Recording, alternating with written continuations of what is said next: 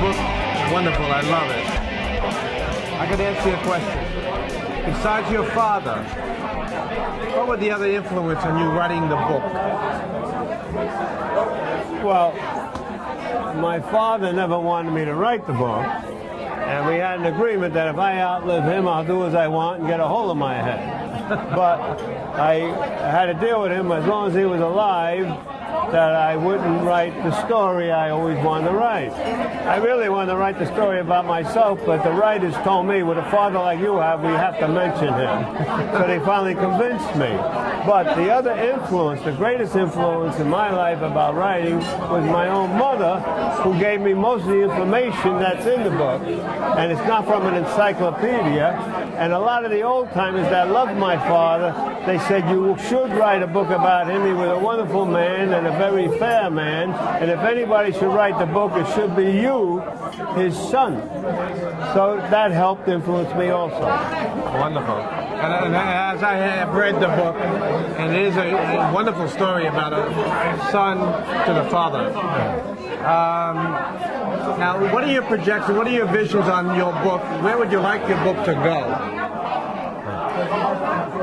The title of my book is My Father, My Don, and what I'd like to see happen with my book is my book always sells from one generation to another because I signed my estate over to my children and my wife, so when I'm gone, they would always be able to reproduce a copy of this book without editing and leave it the way it is, and then I would try and promote it into TV or into a movie without selling my life rights. And if that never happens, I'm satisfied that I got my message out to the public about a father-son relationship in the mob world, that the love is stronger than omerta, the oath we take when we become a made member. Wonderful.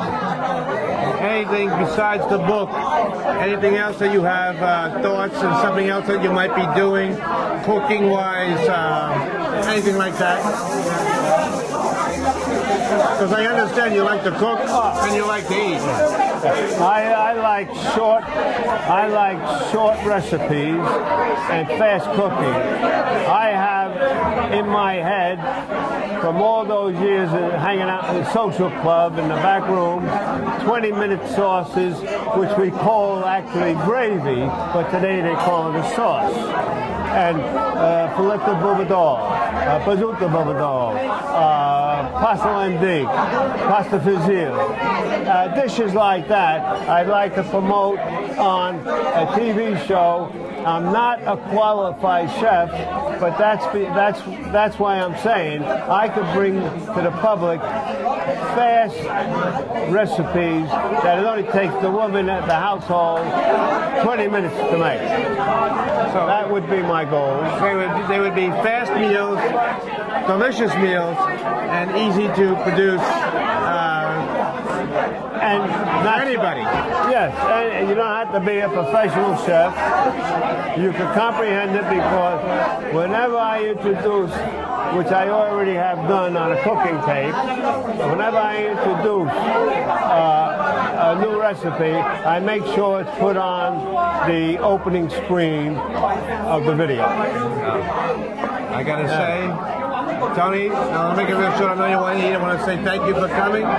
The book is great, and some of your recipes that I know that you can do are wonderful. Thank you. Thanks for coming. My pleasure.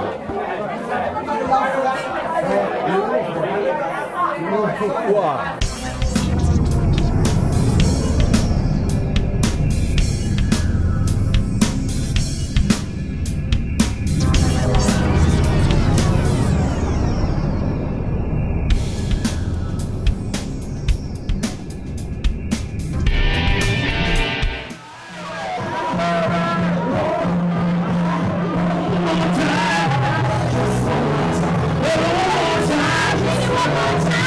One more time.